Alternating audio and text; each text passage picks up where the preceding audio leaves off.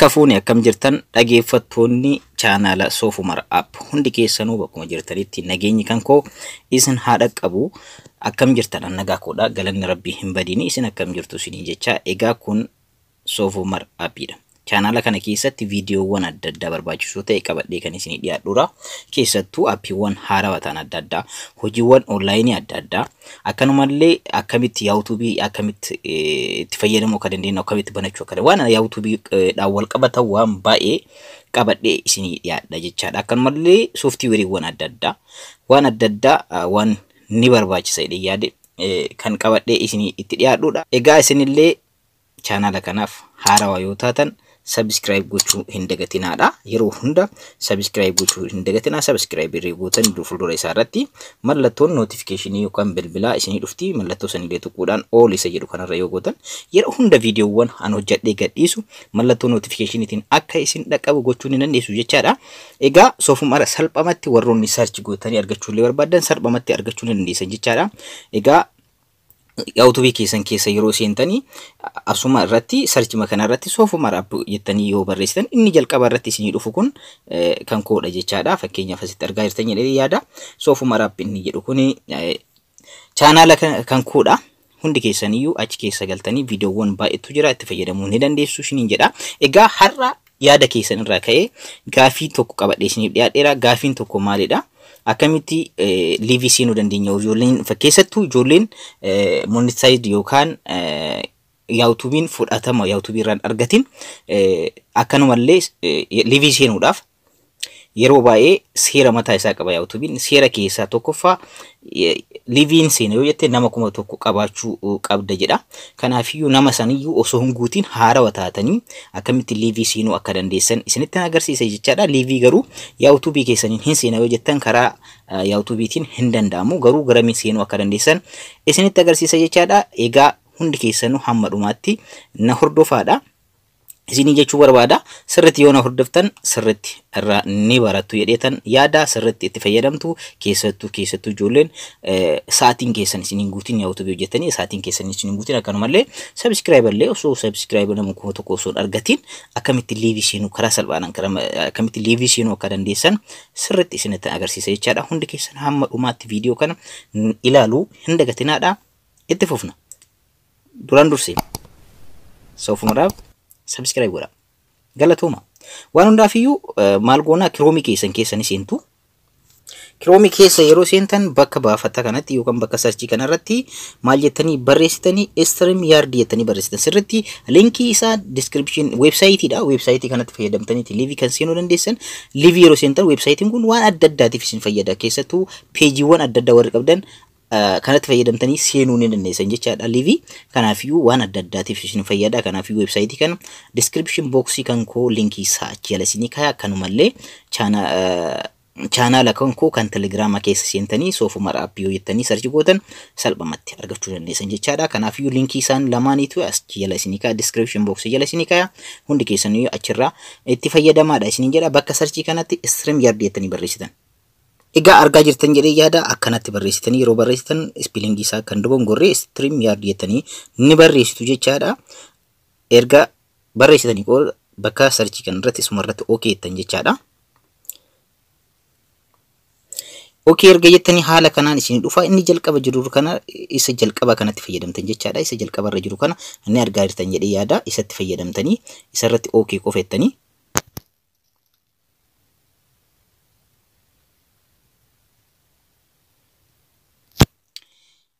egaa asirratti waa lama tura. Tokkoffaa login jedha.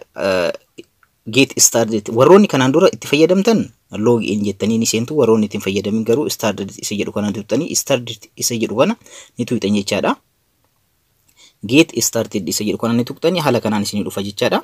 Bakka emailiitti guutan emailiitti guutaadha. Asirratti waa tokko si yaadachiisu barbaada. Yeroo emailii keessan guutan emailiin keessanii fi emailii YouTube ittiin bantan tokko ta'uu qaba. Yeroo kana guutan emailii YouTube ittiin banatan yookaan akkaawuntii emailii ittiin banatan YouTube kan keessan ittiin banatan ta'uu qaba jechaadha. Kana yoon ta'in liivii YouTube keessanii isin seensu jechaadha.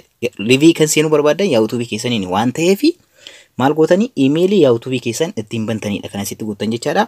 Fakkeenyaaf an guutuu jalqabeerraa isinillee kan keessan guutuu ni dandeessan jechaadha. Egaa haala kanaan guuttanii yoo erga geessitanii booda asirratti get login code kan jedhu kana koodii akka isin ergu koodii kana akka isin ergu gootan jechaadha. Okeettanii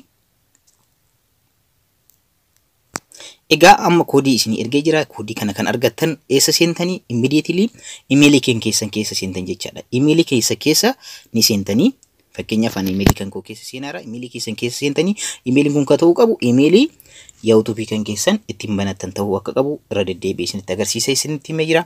Kanaafiyyuu amma YouTube emailii kan keessan keessa ni seentu jechaadha. Egaa argaartan jedhee yaada asirratti ni argaartan jedhee koodii na ergee jira. Koodii kana fuutanii gara bakka koodii ammatti guutuudhaaf isinii kenne irratti ni guutu jechaadha. Bakka kanatti ni guutu jechaadha. Koodii amma inni sii kenne kana osoo hin dogongoriin isirratti guutaadha. Erga guuttanii geessitanii login jettanii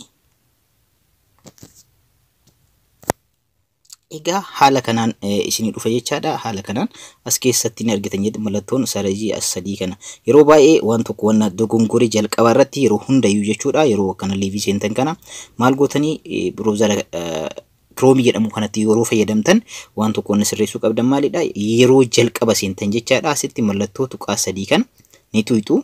Isa kana yeroo hundayyuu dogongoriinaadha.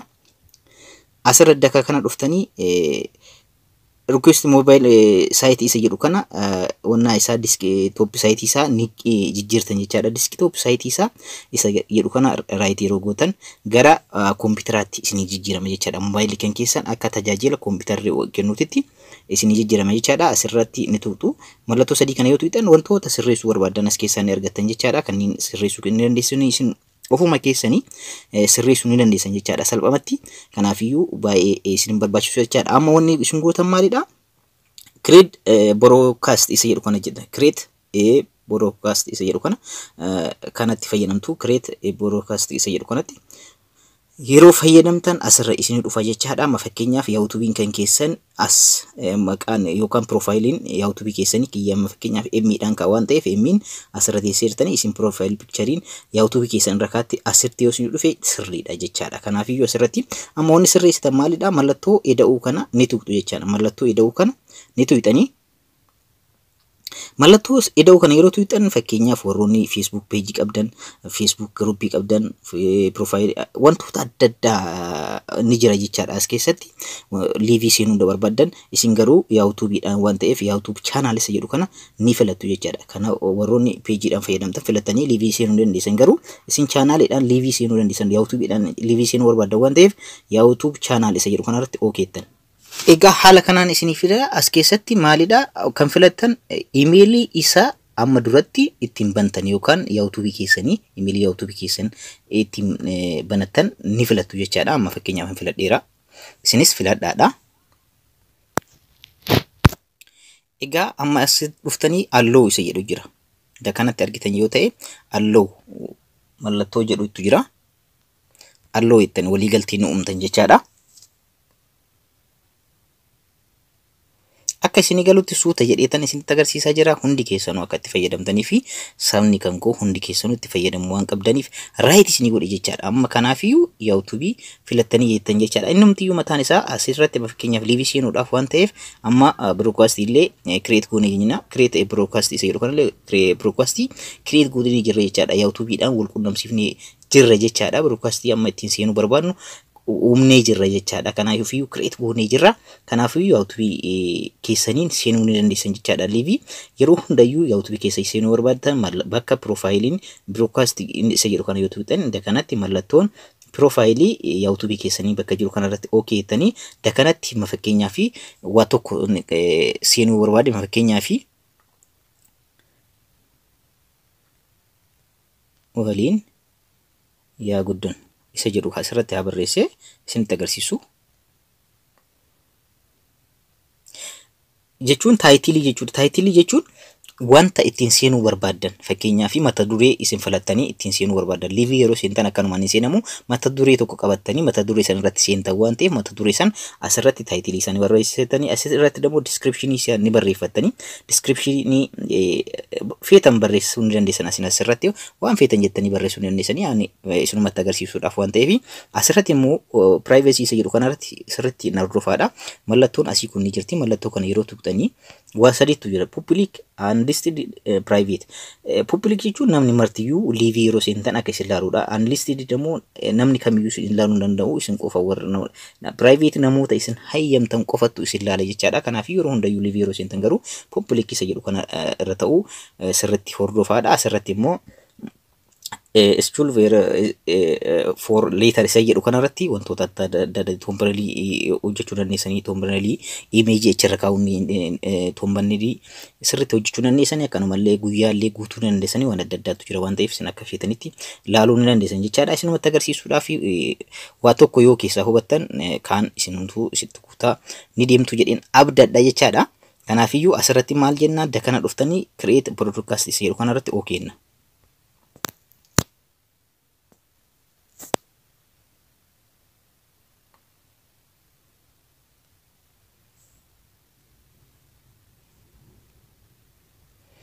Egaa yeroo jalqabaatiif waan ta'eef isin asirratti continue isa jedhu kana tuqaadha.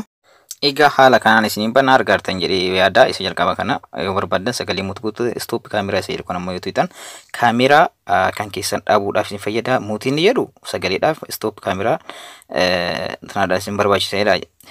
Display isa jedhu kana immoo yoo barreessuu isin barbaachisa display keessan irratti wanta isin ibsu jechaadha isa barreessuudha.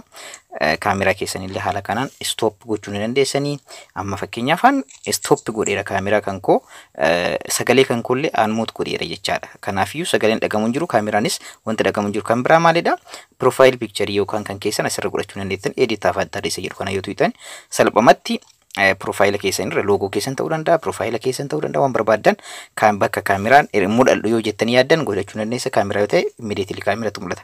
Dhumarratti enter broadcast studio isa jedhu kana ni tuqxanii enter broadcast studio isa jedhu kana ni tuqxan jechaadha. Dhumarratti erga kana gootu jettanii fakkeenyaaf kaameraa wanni dhaamseef ittiin fayyadamu waan ta'eef asirratti wanni beekuu qabdanii kaameraa ittiin fayyadamu waan ta'eef dhaamseen jira sagalees balleessi jira isin garuu kaameraa keessanillee mul'achuu barbaadan gochuu dandeessan jechaadha. Haala kanaan isin bana jechaadha. Gara istiidiyootti isin fudhata asirratti wanta sirreessuu qabdan tokko tokko isinitti agarsiisa jechaadha. Wanti jalqaba baanaar isa jedhu kana sirreessuu qabdanii baanaar jechuun amma fakkeenyaaf aan soofumar app jedhee barreesseera isin baanaarii keessan keessa seentanii amma fakkeenyaaf soofumar app jedhee barreessee jira isin ammoo create a baanaar isa jedhu kana yoo tuqattan baanaarii keessan waan feetan gootanii akka an barreeffadhee irra kaadhi kanatti irra kaachuu dandeessan isin taayitilii keessan illee achirra godhachuu inni biraa brand isa jedhu kanadha. Brand isa jedhu yoo tuqxan haala kanaan isin dhufa asirratti brand kalarii brandii keessan illee jijjiiruu barbaadan bakka kana tuqxanii akka feetanii jijjiiruu dandeessanii argaartanii brandii isaa jechaadha kalarii isa sanii tokkoon sirreessuu ni dandeessanii akkanumatti immoo dakanatti argaa jirtan loogoodha jechaadha. Loogoo isa websaayitii kanaati websaayiticha kana achirratti isin garuu intro wayin loogoo ke mataa keessanii no sorry loogoo mataa keessanii kaachuu ni dandeessan bakka amma eda'uu kana tuqxanii gara galarii isin fudhata kan qopheeffatan galarii keessaa fudhachuudhaan gara irratti jijjiirachuu ni dandeessanii. Anna biraa maalidha leave background isa jedhu kana background leave keessanii duuba video keessanii isin fakkeenya video irra mul'achuu irratti mallattoo eda'uu kana tuquudhaan galarii isin fudhata mallattoon eda'uu kun galarii keessan keessa background qopheessan fudhatanii kana galchuudhaan duuba video keessanii yookaan duuba argartanii display kana irratti suuraa keessatti mul'ata. Amma fakkeenyaaf waan hin godhiniif kaameraa waan cufee malee isin kaameraan keessan banaadha yoo ta'e akkanumallee kaameraan keessan illee cufaa osoo ta'e background isaa illee jijjiirachuu ni dandeessan jechaadha. Haala kanaan background illee jijjiirachuu ni dandeessan wantoota adda addaa sirriitti jijjiiruu ni dandeessan jechaadha. Isin keessa deemtanii sirriitti ilaaluu ni dandeessan jechaadha. Wanta adda addaatu jira as keessa wanta furmaa barbaadan ilaaluu ni dandeessanii akkanumallee profile picture keessan illee asirra godhachuu dandeessanii isallee akkamitti yeroo jalqabaatti akkamitti akka jijjiirachuu dandeessan dursa irratti edit avatar isa jedhu san argitanii jedhee yaada isarratti baanaarii keessan illee akkanatti create gochuu akka dandeessan soofumar app jedhee baanaarii kan kuwaan fakkeenyaaf godhadhe jira sirrii create baanaarii isa jedhu kana yoo godhatan waan fitan rakkaachuu ni dandeessanii akkanumallee loogoo keessan illee bakka mallattoo websaayitii yookaan loogoo websaayitii jiru san isinillee kan keessan ka dhuunfaa keessanii gachuu ni dandeessan jechaadha. Egaa inni bira guest isa jedhu kana yoo tuqxan invite guest ka jedhutu dhufa.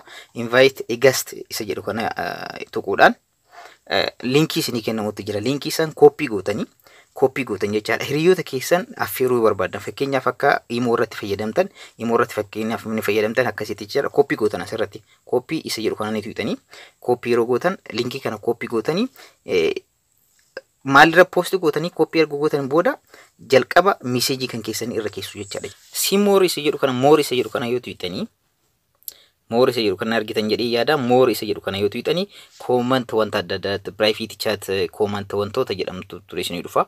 Argee post comment isa jedhu asirratti post gootan linkii duratti san hiriyoonni keessan linkii sanii akka isinii seenan jechaadha. Karaa biraa private chat irra illee gochuu dandeessan garuu chatii keessan private irra gochuu dandeessanii garuu isin maal gootanii yeroo hundayyuu postii comment keessan isa jalqaba irratti comment irratti isa comment jedhu kana yoo tuqxanii bakka message itti barreessitan isinii paste gootan fakkeenyaaf asirratti paste yeroo gootan message kan keessan irratti linkii duratti isin kaa'uudhaan namoonni isin barbaadan namoota barbaadan affeeruudhaan asirratti argatanii post comment jedhu kana tuqxanii isinii bane jechaadha. Commenting kan keessan commentii isinii bane san maal gootanii dhumarratti paste godhuudhaan akka nama message barreessitu jechaadha. Achirra commentii san keessanii hiriyoonni keessan garuu linkii san guests invite san immoo kan hiriyoota keessaniif ergatan linkii duratti san qabatu seenaniin akka imo group imootti wajjin haasa'uu ni dandeessanii jechaadha. Asirratti baay'ee tokko website nama gargaaruudha. Garuu heddiyanillee asirratti haasa'uun ni danda'ama jechaadha. Linkii san qabatee nam tokko hiriyoota keessan affeertanii linkii sanii namtichi sunillee yoo seene salphumatti wajjin haasa'uu ni dandeessanii jechaadha. Dhumarratti erga geessitanii booda kana hunda erga hojjetanii wantoota dabaluu qabdan itti dabalaadha. Go live isa jedhu kana ni tuqxan jechaadha. Isin wanta itti dabaluu barbaadan wantoota adda addaatu jiraas keessatti irratti hojjetaa ni deemtan jechaadha. Dhumarratti yoo geessitan garuu live seenuudhaaf amma qophooftanii jirtan jechaadha. Taayitilii kenninatti ni fijettanii loogoo keessan yookaan intro keessan illee maannoo loogoo keessan sirreessitanii jirtanii profile picture keessan illee sirreessitanii jirtanii yookaan immoo kaameraadhaan mul'achuu barbaadan immoo rakkoon qabu loogoo maal kunniin loogoo qofa jijjiiruu ni dandeessanii profile picture isa kun barbaachisu rakkoo tokkoon isinitti fidu jechaadha. Kanaafiyyuu dhumarratti go live isa jedhu kana yoo seentan go live isa jedhu kana okay irra jettanii ready to go live seenuudhaaf qophoodha. Taayitilii waliin yaa guddannu jedhee duratti kennineef sun amma asirratti mul'ata jechaadha. Go live jettan jechaadha. Live immediately live seentanii jechaadha. YouTube keessanii osoo watch hour keessanii fi subscriber keessanii hin guutin salphamatti live haala kanaan seenuu ni dandeessu jechaadha. Fakkeenyaaf yoo already live jedha live seennee jirra jechaadha. Egaa live haala kanaan seenuu ni dandeessanii wantoota mata duree qabatanii dhiyaatan isintu beeka. Amma fakkeenyaaf live seeneera isinillee haala kanaan kana laaltanii live seenuu dandeessanii jechaadha. Ani kaameraa kan cufee jira isin kaameraadhaan illee seenuu akkamitti akka dandeessan duratti isin mul'isee jira jechaadha. Haala kanaan seenuun ni danda'ama jechaadha. Salphamatti haala kanaan seenaadha. Yeroo raasa keessatti fakkeenyaaf view keessanii achirratti ni mul'ata. Commentiin isin kennamullee gubbaarratti akka mul'atu gochuu ni dandeessanii. Kana yeroo adda addaa ofii keessanillee irratti baratanii gaaffii illee yoo qabaatan karaa keessatti na gaafadhaadha isiniif deebisa. Dhumarratti wanta qabdan wanta isin galii yoo jiraate karaa keessatti commentii irratti viidiyoo kanarra naa kennaadha isin jedha. Dhumarratti yeroo geessitan yookaan dhumarratti geessuudhaaf yoo qophooftan jechaadha. Indi isa jedhu kana tuqxu jechaadha. Amma garuu live irra jirtanii wantoota haasa'uu barbaadan irratti ni haasoftanii yaada keessan ni ibsattanii wanni asirratti isinitti himuu barbaadu tokko dhumarratti yeroo geessitanii baastan haala kanaan indi broadcast isa jedhu indi yoo jettan broadcast keessan indi godha isin indi broadcast isa jedhu kana yoo tuqxan salphamatti live irraa ni baatu jechaadha. Egaa barnoonni hadara qabadhee isiniif dhiyaadhe kana fakkaata. Itti fayyadamaadha. Salphamatti YouTube keessan haala kanaan live seenuudhaan osoo subscriber 100 guutiin salphatti seenuu dandeessanii. Maarree viidiyoo kana yoo jaallattan like akkanumallee warroonni miseensa YouTube kanaa hin ta'in miseensa ta'aadha isinin jedha. Horaa bulaa isin jaaladha. Nagaan naa tura.